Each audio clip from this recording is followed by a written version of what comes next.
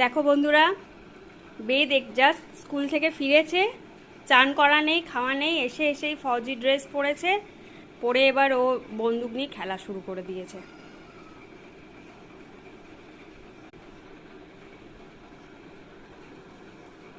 সারাদিন এবার এই করবে। আর আমি এই স্কুল থেকে ওকে নিয়ে এসে চিড়ে ভাজা আর চা করলাম।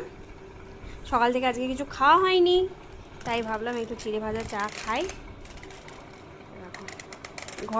ঘরে ভাজা চিড়ে বাদাম দিয়ে। এরকম আমরা যখন স্কুলে যেতাম মা এরকম করে দিত টিফিনে, তো আমার খুব প্রিয় একটা খাবার। তো ভাবলাম কি খাবো স্কুল থেকে এসে, তো ভাবলাম এটাই খাই চা দিয়ে। তুমি খাবে চিড়ে ভাজা? না। কেন?